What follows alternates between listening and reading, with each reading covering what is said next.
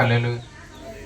పరిశుద్ధ గ్రంథం కుడి చేతితో పట్టుకొని దివ్య గ్రంథం అనే పాట పాడుకుందాం. దివ్య గ్రంథము దివ్య గ్రంథము ఎచ్చటనైన చదివిన సహాయం దొరకును. కష్టములు వచ్చిన దుఃఖములు కలిగిన విడువకుండా చదువుడి దివ్య గ్రంథము దివ్య గ్రంథము దివ్య గ్రంథము ఎచ్చటనైన చదివిన సహాయం దొరుకును. కష్టములు వచ్చిన దుఃఖములు కలిగిన విడువకుండా చదువుడి దివ్య గ్రంథము. హల్లెలూయా హల్లెలూయా. మనం వారం వెంబడి వారం చదువుకున్నట్టు ఈ వారం మనకు ఏర్పరచబడిన కీర్తన 51వ కీర్తన. ఒక వచనం నేను ఒక వచనం మీరు కలిపి చదువుకుందాం. మొదటి వచనం నేను చదువుతున్నాను. దేవా, నీ కృప చొప్పున నన్ను కరుణింపుము, నీ వాత్సల్య బాహుల్యము చొప్పున నా అతిక్రమములను తుడిచివేయుము. నా దోషము పోవునట్లు నన్ను బాగుగా కడుగుము, నా పాపము పోవునట్లు నన్ను పవిత్రపరచుము. నా అతిక్రమములు నాకు తెలిసే ఉన్నవి, నా పాపం ఎల్లప్పుడూ నా ఎదుటనున్నది. నీకు కేవలము నీకే విరోధముగా నేను పాపము చేసి ఉన్నాను, నీ దృష్టి ఎదుట నేను చెడుతనము చేసి ఉన్నాను. కావున ఆజ్ఞ ఇచ్చినప్పుడు నీవు నీతిమంతుడుగా అగపడదు, తీర్పు తీర్చినప్పుడు నిర్మలుడుగా అగుపడదు. నేను పాపములో పుట్టినవాడను, పాపములోనే నా తల్లి నన్ను గర్భమున ధరించెను. నీవు అంతరంగములో సత్యము కోరుచున్నావు, ఆంతర్యమున నాకు జ్ఞానము తెలియజేయదు. నేను పవిత్రుడగునట్లు హిస్సోపుతో నా పాపము పరిహరింపుము, హిమము కంటెను నేను తెల్లగా నుండునట్లు నీవు నన్ను కడుగుము. ఉత్సాహ సంతోషములు నాకు వినిపింపుము, అప్పుడు నీవు విరిచిన ఎముకలు హర్షించును. నా పాపములకు విముఖడు కమ్ము, నా దోషములన్నిటినీ తుడిచివేయుము. దేవా, నా యందు శుద్ధ హృదయము కలుగజేయము, నా అంతరంగములో స్థిరమైన మనస్సును నూతనముగా పుట్టించుము. నీ సన్నిధిలో నుండి నన్ను త్రోసివేయకము, నీ పరిశుద్ధాత్మను నా యొద్ద నుండి తీసివేయకము. నీ రక్షణానందము నాకు మరలా పుట్టించుము, సమ్మతి గల మనసు కలుగజేసి నన్ను దృఢపరచుము. అప్పుడు అతిక్రమము చేయువారికి నీ త్రోవలను బోధించదను, పాపులను నీ తట్టు తిరుగుదురు. దేవా, నా రక్షణకర్తయగు దేవా, రక్తపరాధము నుండి నన్ను విడిపింపుము, అప్పుడు నా నాలుక నీ నీతిని గూర్చి ఉత్సాహగానము చేయును. ప్రభువా, నా నోరు నీ స్తుతిని ప్రచురపరచనట్లు నా పెదవులను తెరువుము. నీవు బలిని కోరువాడవు కావు, కోరిన ఎడల నేను అర్పించుదును. దహన బలి నీకిష్టమైనది కాదు. విరిగిన మనస్సే దేవునికి ఇష్టమైన బలులు. దేవా, విరిగి నలిగిన హృదయమును నీవు అలక్ష్యము చేయువు. నీ కటాక్షము చెప్పున సీయోనుకు మేలు చేయుము, యెరూషలేము యొక్క గోడలను కట్టించుము. అప్పుడు నీతియుక్తములైన బలులను దహన బలులను సర్వాంగ హోమములను నీకు అంగీకృతములగుదును. అప్పుడు జనులు నీ బలిపీఠం మీద కోడెలను అర్పించెదరు. దేవుడి పరిశుద్ధ వాక్యం దీవించునుగాక. చిన్న ప్రార్థన చేసుకుందాం. దేవా, నీకే వందనాలు, స్తుతి స్తోత్రాలు తండ్రి. ప్రభువా, ఇదిగో నాయన తండ్రి ప్రభువా, గడిచిన కాలమంతా మమ్మల్ని నాయన నీ రెక్కల కింద భద్రపరిచి కాపాడి నాయన తండ్రి ప్రభువా, ఈ దినం నీ సన్నిధిలో మమ్మల్ని ఉంచినందుకు మీకే వేలాది వందనాలు, స్తుతులు స్తోత్రాలు నాయన తండ్రి ప్రభువా. ఇదిగో నాయన తండ్రి ప్రభువా, ఈ వారం నాయన నువ్వే మాతో మాట్లాడుతున్న ఈ 51వ కీర్తన ద్వారా నాయన తండ్రి ప్రభువా, మీ జ్ఞానాన్ని మీరు సంపాదించుకోవడానికి సహాయం చేయండి. అలాగే నాయన తండ్రి ప్రభువా, మీరు మాతో ఏం మాట్లాడుతున్నారో నాయన తండ్రి ప్రభువా, అది మేము గ్రహించి నాయన అటు విధంగా మేము జీవించడానికి మీరే కృప చూపించండి దేవా. అలాగే నాయన తండ్రి ప్రభువా, ఇంకా రానయ్యి ఉన్న బిడ్డలని త్వరగా రావడానికి నాయన కృప చూపించండి. అలాగే జరిగే ఆరాధన అంతట్లోనే మీ కృప మీ హస్తములు తోడుగా ఉంచి నాయన ఆఖరి ప్రార్థన ఆశీర్వాదం పొందుకునే ప్రార్థన వరకు నాయన తండ్రి ప్రభువా, ఈ వాతావరణాన్ని నాయన తండ్రి ప్రభువా, నీ సన్నిధిని నాయన తండ్రి ప్రభువా నీ తోత కావలి ఉంచి రక్షించి కాపాడమని, అలాగే నాయన తండ్రి ప్రభువా, ప్రతి ఒక్క బిడ్డని ఆశీర్వాదం పొందుకోవడానికి కృప చూపించమని ప్రభువైన యేసుక్రీస్తు నామములో చిన్న ప్రార్థన అడిగి వేడుకుంటున్నాం. పరలోకం ఉన్న మా తండ్రి. ఆమేన్ ఆమేన్. హల్లెలూయా. ఈ 51వ కీర్తన దావీదు బెత్షెబా యొద్దకు వెళ్ళిన తర్వాత నాతాను ప్రవక్త అతని యొద్దకు వచ్చినప్పుడు అతడు రచించిన కీర్తన అని ఇక్కడ మనకి హెడ్ నోట్లో రాసి ఉంది. అంటే ఈ దావీదు రాసిన ఈ కీర్తన ఏ సిచ్యువేషన్ అనేది ఇక్కడ మనకి క్లియర్గా రాసి ఉంది. అయితే దావీదు ఈ 51వ కీర్తనలో విరిగి నలిగిన హృదయం కలిగి దేవుని యందు పశ్చాత్తాపం కలిగి ఆ యొక్క కీర్తన రాస్తున్నట్టుగా మనం గమనించుకోవచ్చు. అలాగే ఆ దావీదు బెత్షెబా యొద్దకు వెళ్ళిన తర్వాత నాతాను ప్రవక్త అతనికి ఏ విధంగా అతన్ని మాట్లాడాడు, దావీదుకి తన యొక్క తప్పుని ఎలాగా వివరించాడు నాతాను ప్రవక్త. అలాగే ఆ బెత్షెబా విషయంలో దావీదు ఏ తప్పు చేశాడు, ఆ తప్పుని ఎలా పశ్చాత్తాపడ్డాడు. మనం చాలా సార్లు విన్నాం. బెత్షెబా అలాగే దావీదు యొక్క వీళ్ళిద్దరి మధ్య జరిగే సంఘటన మనకి చాలా సార్లు వివరించారు మన పాస్టర్ గారు. అలాగే నేను మీకు ఈ కీర్తనల గురించి చిన్న ఇన్ఫర్మేషన్ ఇద్దాం అనుకుంటున్నాను. అదేంటంటే ఇప్పుడు మనకి కీర్తనలు అనేవి ఒక రచనలో ఒకే వ్యక్తి రచించినవి కాదు. అలాగే ఒక టైం తర్వాత మళ్ళీ ఇంకో టైం రచించినవి కాదు. ఒక సీక్వెన్స్లో ఉండవు. అంటే ఒక కాలం తర్వాత ఇంకో కాలం అలా ఉండదు. అన్ని కీర్తనలు కలిపి ఉంటాయి. ప్రతి ఒక్క రచయిత ఆ యొక్క రచయిత అనేది చాలా మంది ఉంటారు. అలాగే వాళ్ళ కాలాలు కూడా వేరు ఉంటాయి. ఇక్కడ మీకు ఇవ్వాల్సిన నేను ఇన్ఫర్మేషన్ ఏంటంటే ఈ యొక్క కీర్తనలు అనేవి మిద్రాస్ తెహిల్లం అంటే ఇవి మనం తెలుగులో కీర్తనలు అని పిలుస్తున్నాం. అలాగే వీళ్ళు కీర్తనలు ఫస్ట్ రాసేటప్పుడు హీబ్రూ భాషలో కదండి ఇది రాసుకున్నారు. మొట్టమొదట హీబ్రూలో రాసుకున్నారు. అప్పుడు దీనికి పెట్టిన పేరు ఏంటంటే మిద్రాస్ తెహిల్లం. అంటే మిద్రాస్ అంటే చెప్పాను కదండి మీకు తోరా అని. అంటే ఈ కొత్త నిబంధనలో కీర్తనలు ఏమి దీంట్లో ఉండవు. కొత్త నిబంధనకి సంబంధించిన ఎటువంటి ఇన్ఫర్మేషన్ కీర్తనలో మనకు ఉండదు. యేసుక్రీస్తు ప్రభు వారి గురించి ఉంటుంది. తర్వాత ఈ యొక్క పాత నిబంధనకి సంబంధించినంత ఈ యొక్క కీర్తనలోనే వాళ్ళ యొక్క సాహిత్యం ప్రకారం మనకి తెలియజేయడానికి ఈ యొక్క కీర్తనలనేవి రచించడం జరిగింది. అలాగే ఈ మిద్రాస్ తెహిల్లం అంటే మిద్రాస్ అంటే తోరా, తెహిల్లం అంటే కీర్తనలు. మనం కీర్తనలు పాటలు సాహిత్యం ఎలాగంటామో అక్కడ తెహిల్లం అంటారు. మిద్రాస్ అంటే తోరా అంటే మీకు చాలాసార్లు చెప్పాను. 5 పుస్తకాలు అని చెప్పాను కదండి, యూదులు ఆచరించే పుస్తకాలు. దాంట్లో నుండి వచ్చిన ఇన్ఫర్మేషన్ని వీళ్ళు సాహిత్యంగా మరచి కీర్తనలాగా మనకి వివరించడానికి ఈ యొక్క మిద్రాస్ తెహిల్లం అనే హెడ్డింగ్తో అక్కడ వాళ్ళకి రాయడం అనేది జరుగుతుంది.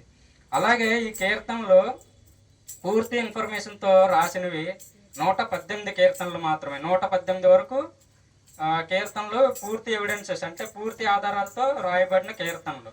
అలాగే 118 నుండి మిగతా కీర్తనలు కూడా ఒక బేస్ తీసుకొని మిగతా కీర్తనలు అనేవి ఆ యొక్క రోమా అధికారంలో ఉన్నప్పుడు మిగతా కీర్తనలు అనేవి ఇప్పుడు ఏదైతే బేస్ ఉందో ఆ బేస్ని ఆధారం చేసుకొని మిగతా కీర్తనలన్నీ రాయడం జరిగింది. 118 వరకు ఫుల్ ఇన్ఫర్మేషన్ కీర్తనలు. 118 తర్వాత నుండి ఆ యొక్క మెయిన్ ఏదైతే దేవుడు ఆ యొక్క ప్రవక్తలతో కానీ ఆ యొక్క రచయితలతో కానీ రాయించాడో ఆ మెయిన్ బేస్ పెట్టుకొని మిగతా కీర్తనలు అనేది సంకలనం చేయడం జరిగింది. సంకలనం అంటే మిగతా ఆ బేస్ తీసుకొని మిగతా పదాలు యాడ్ చేసి ఆ యొక్క కీర్తనలు అనేది ముగించడం జరిగింది. అయితే ఈ యొక్క కీర్తనలు ఈ ఇన్ఫర్మేషన్ ఎందుకంటే మీకు చెప్తున్నాను. మనం లాస్ట్ టైం కోరవ కుమారుల గురించి చదువుకున్నాం. తర్వాత ఇప్పుడు దావీదు కీర్తనలకు వచ్చాం. అలాగే ఆసాపు కీర్తనలు, అలాగే మోసే కీర్తనలు, సొలొమోన్ కీర్తనలు, ఇలాగ రచయితలు మారుతుండగా మనం ఎటువంటి కన్ఫ్యూజన్ మనకు ఉండకూడదని, అలాగే మనం కొంత కీర్తనల మీద గ్రహింపు ఉండాలని ఈ యొక్క ఇన్ఫర్మేషన్ మీకు చెప్తున్నాను. అయితే మనం టాపిక్లోకి వస్తే 51వ కీర్తన గురించి ఇక్కడ మనకి పాపాన్ని గ్రహించే తత్వం మనకు కనబడుతుంది దావీదులో. ఏంటంటే ఆ పాపం మనకి తెలిసిన విషయమే. బెత్షెబా ఇప్పుడు యుద్ధానికి సైన్యాన్నంతా యుద్ధాన్ని పంపించి తన రాజనగర్లో దావీదు తిరుగుతుండగా బెత్షెబాని చూసి బెత్షెబాతో పాపం చేసినట్టుగా మనకి తెలుసు. ఆల్రెడీ మనం చాలాసార్లు విన్నాం. అయితే మనం ఒక వచనం చదువుకొని ముందుకెళ్దాం. 2వ సమూయేలు 12:16 చదువుదాం. యెహోవా యూరియా భార్య దావీదునకు కనిన బిడ్డను మొత్తినందున అది బహు జబ్బుపడిను. చాలు ఇక్కడ ఏముందండి? యెహోవా యూరియా భార్య యూరియా భార్య దావీదునకు కనిన బిడ్డను మొద్దినందున అది బహు జబ్బు పడెను. అంటే ఇక్కడ దేవుడు ఏం చేస్తున్నాడంట, ఇప్పుడు దావీదు తప్పు చేశాడు, అలాగే యూరియా భార్య మనకు తెలుసు బత్షెబ, దావీదుకి ఒక బిడ్డ కన్నది. ఆ బిడ్డ ఏంటయిందంట, యెహోవా మొత్తనందు వలన జబ్బు పడింది. అంటే ఆ బిడ్డని మొత్తడానికి కారణం ఏంటంటే దావీదు చేసిన పాపం మనకు తెలుసు. బత్షెబ విషయంలో తప్పు చేసి అలాగే తన యొక్క భర్తని యుద్ధంలో ముందు పెట్టి చంపేశాడని మనకు తెలుసు. అయితే ఆ యొక్క బిడ్డని మొత్తడానికి కారణం ఏంటంటే తనకి తన యొక్క పాప గ్రహింపు ఏంటనేది తనకి తెలియాలని, అలాగే ఒక ప్రవక్తను కూడా పంపించి తన పాపాన్ని ఒక ఉపమాన రూపంలో తనకి తెలియజేశాడు. అయితే దీనికన్నా ముందు ఏం జరిగింది అనేది, బిడ్డ పుట్టడానికి ముందు మనం ఏం జరిగింది అనేది కొన్ని వచనాలు మనం చూసుకుందాం. 11వ అధ్యాయం 8వ వచనం ఒకసారి చదవండి అమ్మా. తరువాత దావీదు ఇంటికి పోయి శ్రమ తీర్చుకొనమని యూరియాకు సెలవీయగా యూరియా రాజనగర్లో నుండి బయలు వెళ్ళెను. అతని వెనుక రాజు ఫలాహారము అతని యొద్దకు పంపించను గాని యూరియా తన ఇంటికి వెళ్ళక తన ఏలినవాని సేవకులతో కూడా రాజనగరి ద్వారమున పండుకొనెను. చాలు. ఇక్కడ ఏం చేశారంట తర్వాత, అంటే ఇదంతా జరిగింది. ఏం జరిగింది ముందు, ఇలాగా యుద్ధానికి సైన్యాన్ని పంపించి బత్షెబతో తప్పు చేసి అలాగే తను ఇంటికి వెళ్ళిపోద్ది. బత్షెబ ఇంటికి వెళ్ళిపోయిన తర్వాత దావీదుకి ఒక వర్తమానం పంపుతుంది ఆవిడ, నేను ఇలా గర్భవతిని అయ్యాను అనేసి ఒక వర్తమానం పంపించిన తర్వాత యూరియాకి కబురు పెడతాడు. మన దావీదు కబురు పెట్టి ఇలా పిలిపిస్తాడు. తన దగ్గరికి పిలిపించిన తర్వాత ఇలాగా నువ్వు ఇంటికి వెళ్ళు, చాలా రోజులు ఉండిపోయావు కదా, రెస్ట్ తీసుకోమని ఇంటికి వెళ్ళమంటే అప్పుడు యూరియా చెప్తున్న మాటలు ఇవి. తర్వాత చదువమ్మా, 10 నుండి చదువు. యూరియా తన ఇంటికి పోలేదని మాట దావీదునకు వినబడినప్పుడు దావీదు యూరియాను పిలిపించి నీవు ప్రయాణం చేసి వచ్చితావు కదా, ఇంటికి వెళ్ళకపోతివేమని అడగగా యూరియా మందసమును ఇశ్రాయేలు వారును యూదా వారును గుడారములలో నివసించుచుండగను నా అధిపతియగు యెహోవా యోవాబును నా ఏలిన వారునకు నీ సేవకులను బయట దండులో నుండగను భోజన పానములను చేయుటకును నా భార్య యొద్ద పరుండటకును నేను ఇంటికి పోదునా, నీ తోడు నీ ప్రాణము తోడు నేలాగు చేయువాడని కానని దావీదుతో అనెను. చాలు. ఇక్కడ ఏమంటున్నాడంట, తన యొక్క డ్యూటీ సిన్సియారిటీని యూరియా అనే వ్యక్తి తన యొక్క డ్యూటీ సిన్సియారిటీ, తన రాజ్యం మీద తన అధికారుల మీద తనకున్న సిన్సియారిటీ డ్యూటీని తను వ్యక్తపరుస్తున్నాడు. దావీదు ఏమంటున్నాడు, తనకు ఒక వర్తమానం వచ్చింది. ఏమి, తన యొక్క యూరియా భార్య గర్భవతిగా ఉన్నానని వర్తమానం ఇచ్చింది. ఇక్కడ ఏం జరిగింది, యూరియాకి తన వెనకాల మనం ముందు 8వ వచనం 9వ వచనంలో చదువుకున్నాం కదా, యూరియా వెనక పళ్ళు పంపించాడంట దావీదు. ఎందుకు ఆ పళ్ళు పంపించాడు, ఆ పలహారంలో ఎందుకు పంపించాడంటే ఆ యొక్క బెత్షెబ గర్భంతో ఉంది. ఈ యూరియాతోని తన యొక్క గర్భం ఉన్న బిడ్డ కూడా క్షేమంగా ఉండాలని ఆ యొక్క ఫలాలను పంపిస్తే యూరియా ఏం చేశాడు, అక్కడికి వెళ్ళలేదు, ఇంటికి వెళ్ళకుండా తన రాజనగర్లోనే మన అధికారులని నా సైన్యం యుద్ధంలో ఉండగా నేను ఇంటికి వెళ్ళి నా భార్యతో పడుకోవడానికి లేకపోతే తిని తాగడానికి తృప్తి చెందడానికి నేను ఇక్కడ ఉన్నానా, నేను వెళ్ళను అన్నట్టుగా దావీదుకి సమాధానం ఇస్తున్నాడు. అయితే దావీదు ఆ యొక్క ఫలాహారాలు పట్టుకెళ్ళలేదు. నెక్స్ట్ ఇంకోటి ఏం జరిగింది, 2 సార్లు చెప్తాడు వెళ్ళమని, 2వ కూడా వెళ్ళడు. 14వ వచనం ఒకసారి చదువమ్మా, అదే అధ్యాయం. ఉదయమున దావీదు యుద్ధము మోపుగా జరుగుచున్న చోట యూరియాను ముందు పెట్టి అతడు కొట్టబడి హతమగునట్లు నీవు అతని యొద్ద నుండి వెళ్ళిపోమ్మని యోవాబునకు ఉత్తరము రాయించి యూరియా చేత పంపించను. హల్లెలూయా. చాలమ్మా. ఇక్కడ ఏం జరిగిందమ్మా, 15వ వచనంలో ఇప్పుడు ఫస్ట్ టైం పళ్ళు తీసుకెళ్ళమని తన భార్య గర్భవతిగా ఉందని దావీదు పళ్ళు పంపించాడు, పట్టుకెళ్ళలేదు. నెక్స్ట్ రాజనగరంలోనే ఉన్నాడు. తర్వాత యోవాబుకి ఉత్తరం ఇమ్మని తన యొక్క మరణ అంటే ఆ యొక్క లేఖ, నా చావు లేఖ నా చేతితోనే నేను పట్టుకెళ్ళి యోవాబుకి ఇచ్చినట్టుగా ఇక్కడ మనకు కనబడుతుంది. మళ్ళీ ఇంకోసారి చదవమ్మా 15వ వచనం. యోవాబునకు ఉత్తరము రాయించి ఊరియా చేత పంపించును. ఆ ఉత్తరంలో ఏముంది? 5వ వచనం చదవమ్మా ఒకసారి. ఉదయమున దావీదు యుద్ధము మోపుగా జరుగుచున్న చోట యూరియాను ముందు పెట్టి అతడు కొట్టబడి హతమగునట్లు నీవు అతని యొద్ద నుండి వెళ్ళిపోమ్మని యోవాబునకు ఉత్తరము రాయించి యూరియా చేత పంపించును. చూసారండి ఇక్కడ ఆ యొక్క మరణం, ఆ యొక్క లేఖలో యూరియాని యుద్ధం మోపుగా జరిగిన దగ్గర ముందు పెట్టి చంపిమని ఆ యొక్క ఉత్తరం రాసి యూరియా చేస్తే మళ్ళీ అది యోవాబుకి ఇవ్వాలంట. ఆ ఉత్తరం యోవాబుకి చెప్పాలి. యోవాబుకి చెప్తే యోవాబు ఏం చేస్తాడు? సైన్యాధిపతి సైన్యం ముందున ఆ మోపుగా ఎక్కడైతే యుద్ధం జరుగుతుందో ఆ ముందునెట్టి యూరియాని చంపించాలి. ఆ లేఖ ఎవరు పట్టుకెళ్తున్నారు? మళ్ళీ యూరియాయే పట్టుకెళ్తున్నాడు. అట్టి విధంగా ఈ యూరియా సిన్సియారిటీని మనం చూడవచ్చు. ఈ యొక్క బెత్షెబా యొక్క దావీదు విషయంలో యూరియా సిన్సియారిటీని మనం చూసుకోవచ్చు. అలాగే అదే సమయంలో 12:1 నుండి 7 వచనాలు ఒకసారి చదవండి.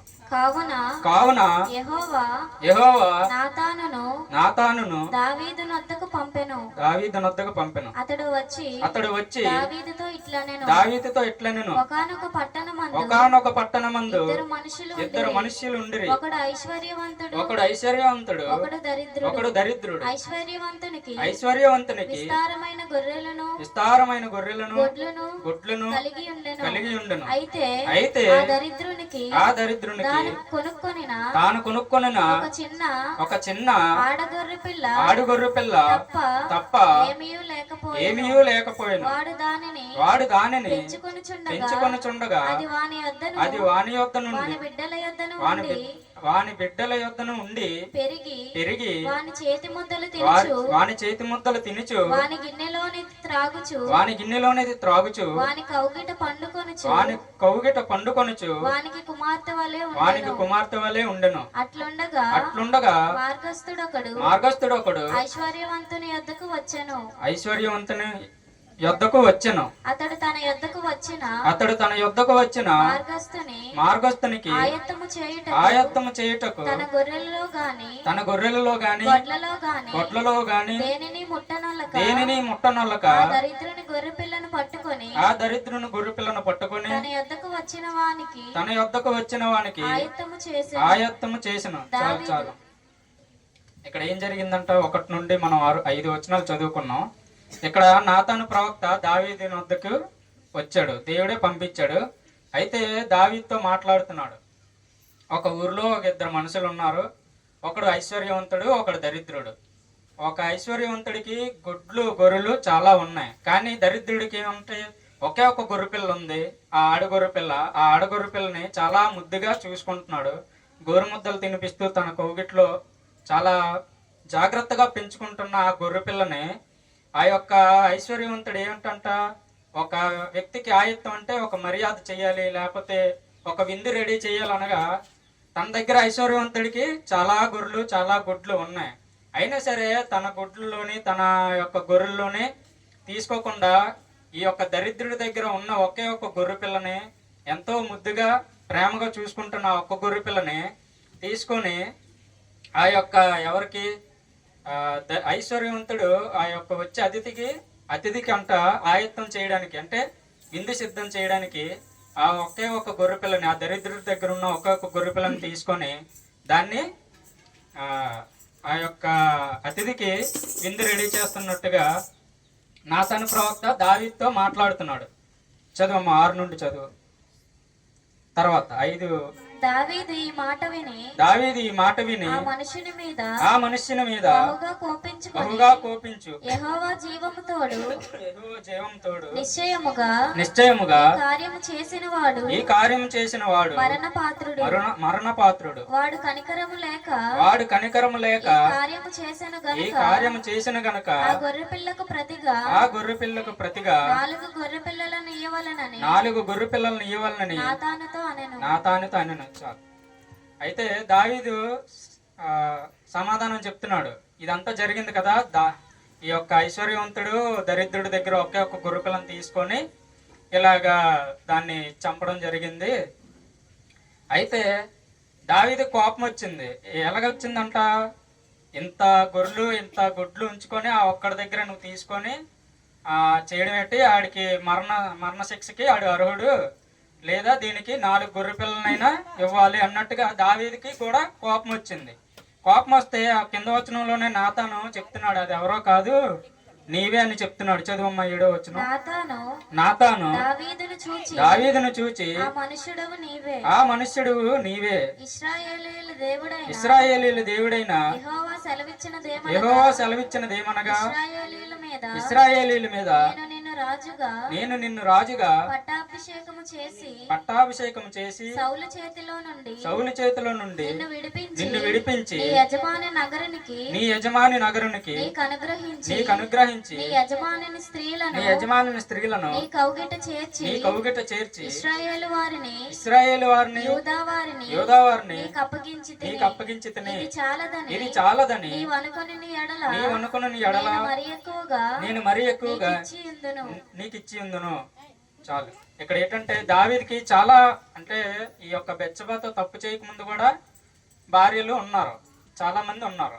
అయినా సరే దావీదుకి ఇలాంటి ఆశ ఎక్కువయ్యి ఇలాంటి తప్పు చేసి ఆ యూరియా హత్యకు కారణమయ్యి ఇవన్నీ చాలా, అంటే చాలా దుఃఖకరమైన పని చేసినట్టుగా ఈ యొక్క కుటుంబం, ఆ యొక్క స్త్రీ తన భర్త ప్రేమను కోల్పోయి ఎంతగానో ఇంకా వేదన చెందుతుంది. అటువంటి వేదనకి కారణం అంటే ఈ యొక్క దావీదుకి ఎంతో ఇచ్చాడు దేవుడు.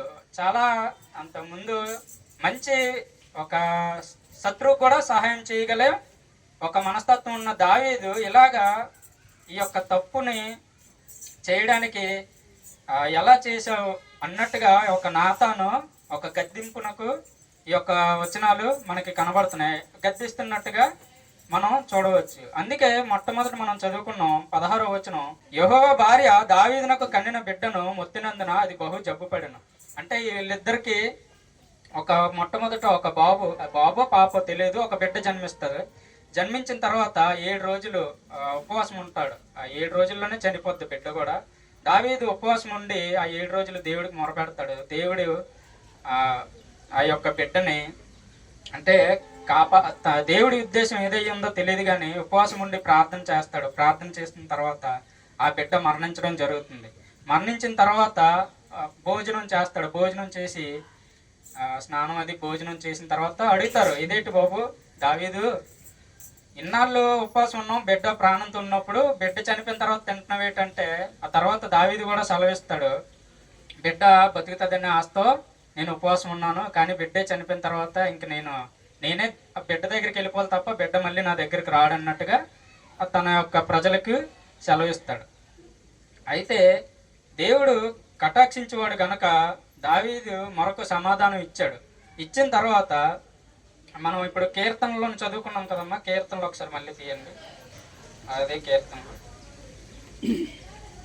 కీర్తనలో 18వ వచనం చదువమ్మా ఒకసారి.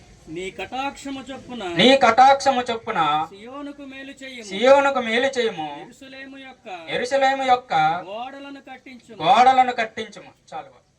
అయితే ఇంత దుఃఖంలో ఉన్న దావీదు మొరపెడుతున్నప్పుడు దేవుడు కూడా ఆలకించి తనకి సమాధానం ఇచ్చినట్టుగా మనం కొన్ని వచనాల్లో చూసుకోవచ్చు. ఇప్పుడు అదే కీర్తనలో 18లోని ఏమంటున్నాడు, నీ కటాక్షము చొప్పున సియోనుకు మేలు చేయుము, యెరూషలేము యొక్క గోడలను కట్టించుము. ఈ యొక్క ఆశ, ఈ యొక్క ఆ యొక్క సియోన్ని గోడలు అవి కట్టించమండం కానీ, ఆ మందిరం కట్టించమండం కానీ, ఈ యొక్క దావీ యొక్క ఆశ తర్వాత ఎవరిలో నెరవేరిందంట? తన యొక్క కుమారుడైన సొలొమోను కాలంలో ఆ యొక్క ఆశ అనేది నెరవేరింది. అంటే దేవుడు తన యొక్క మొదటి బిడ్డను ముత్తినందున బిడ్డ చనిపోయినా దేవుడు దావీదుని వదిలిపెట్టలేదు. అలాగే ఇక్కడ అన్యాయంగా ఎవరు మిగిలిపోతున్నారంటే బెత్షెబా. తన యొక్క బెత్షెబా ఈ అన్యాయంగా ఎందుకు మిగులుతుంది? తన భర్తను కోల్పోయింది. అలాగే తన గర్భంలో పుట్టిన మొదటి బిడ్డ కూడా మరణం అయిపోయింది. తన యొక్క పరిస్థితి ఏ తల్లికి కూడా రాకూడదని చాలామంది అలాంటి పరిస్థితుల్లో ఉండొచ్చు. కానీ దేవుడు విడిచిపెట్టేవాడు కాదు. తన కటాక్షం చొప్పున తన యొక్క బిడ్డ ఆ సొలొమోను కూడా బెత్షెబా యొక్క గర్భం నుండే వస్తారు.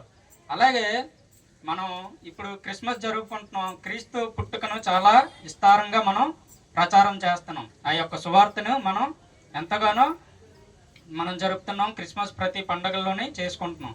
అలాగే ఈ యొక్క క్రీస్తు జననానికి రావాల్సిన మూల పురుషుల్లో ఒక పురుషుని కూడా ఈ బెత్షెబాయే మనకి ఇచ్చింది. ఆ బెత్షెబాకు పుట్టిన నాతాను ఇప్పుడు ఏ ప్రవక్త అయితే దావీదుకి తన యొక్క పరిస్థితిని నువ్వు తప్పు చేసావు అన్నట్టుగా గద్దించి తన యొక్క పాపాన్ని తను గ్రహించినట్లుగా చేశాడో, ఆ యొక్క నాతాన్నే బెత్షెబా గర్భమందు కూడా దేవుడు అనుగ్రహించాడు. అనుగ్రహించిన తర్వాత ఈ 4 బిడ్డలు ఉంటారు. ఆ బెత్షెబాకి దావీదుకి 4 బిడ్డలు. అందులో ఈ నాతానుకి పేరు పెట్టే భాగ్యం ఆ బెత్షెబాకే ఇచ్చాడు దేవుడు. అంటే తనకి బెత్షెబాని అన్యాయంగా దేవుడు విడిచిపెట్టలేదు. తన యొక్క కటాక్షము, తన యొక్క కరుణ అన్నీ తన పైన ఉంచి తనకి తోడుగా నీడగా ఉండి ఎంతగానో తనకి సమాధానంగా దేవుడు దీవించాడు. అలాగే మనం ఒక వచనం కంఠస్థ వచనంగా చెప్పుకొని ముగించుకుందాం. అదే 18వ వచనం చదవండి. నీ కటాక్షము చొప్పున చదవండి. సియోనుకు మేలు చేయము, యెరూషలేము యొక్క గోడలను కట్టించుము. దేవుడి పరిశుద్ధ వాక్యం దీవించును గాక. Amen. Praise the Lord. Hallelujah. ఇంతవరకు మనము కీర్తన వాక్య భాగాన్ని ధ్యానం చేసుకున్నాం. ఈ కీర్తన మరి పశ్చాత్తాప పడిన కీర్తనగా మనం చూస్తూ ఉన్నాం.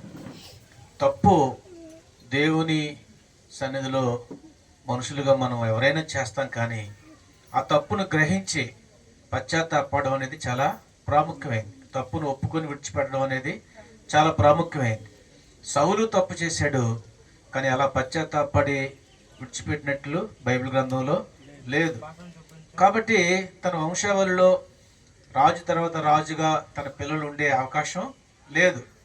దావీదు తప్పు చేసినప్పటికీ కూడా పశ్చాత్తాపడ్డాడు. కాబట్టి మరలా తన వంశంలో నుంచి తన బిడ్డలు రాజ్యాధికంలో ఉండడానికి దేవుడు కృప చూపించాడు.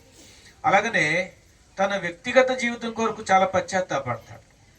వ్యక్తిగతంగా మరి నేను చేసిన ఆ పాపానికి ఆ దోషం ఏంటో నాకు తెలుసు. మొదటి వచనం నుంచి 2వ వచనం నుంచి 3వ వచనం చదివితే, నా దోషం పోవునట్లు నన్ను బాగుగా కడుగుము, నా పాపం పోవునట్లు నన్ను పవిత్రపరచుము, నా అతిక్రమం నాకు తెలిసే ఉన్నవి, నా పాపం ఎల్లప్పుడూ నా ఎదుటనున్నది, నీకు కేవలము నీకే విరోధముగా నేను పాపం చేసి ఉన్నాను, నీ దృష్టి ఎదుట నేను చెడుతనము చేసి ఉన్నాను, కావున ఆజ్ఞ ఇచ్చినప్పుడు నీవు నీతిమంతుడుగా ఆగపడదువు, తీర్పు తీర్చినప్పుడు నిర్మలుడుగా ఆగపడదువు అని చాలా పశ్చాత్తాపడి, నా పాపం ఏంటో నాకు తెలుసు, నా అతిక్రమం ఏంటో నాకు తెలుసు, నా దోషం ఏంటో నాకు తెలుసు అని పశ్చాత్తాపడి బాధపడుతూ ఉన్నాడు. పిల్లలు మనం కూడా అలా పశ్చాత్తాపడాలి. నాతాను ప్రవక్త హెచ్చరించినప్పుడు అతన్ని గద్దించవచ్చు, లేక నాతాన్ని చంపించవచ్చు, కానీ అతను అలా చేయలేదు. అతను పశ్చాత్తాపడ్డాడు. దేవుడు నాకు ఈ యొక్క తప్పు తెలియజేశాడని చెప్పేసి పశ్చాత్తాపడ్డాడు. అలాగే ఆయన ఏమంటున్నాడంటే 7వ వచనంలో, నేను పవిత్రుడనగునట్లు హిస్సోపుతో నా పాపం పరిహరింపుము, హిమము కంటే నేను తెల్లగా నుండునట్లు నీవు నన్ను కడుగుము అంటున్నాడు. కడగమంటున్నాడు ప్రభువా.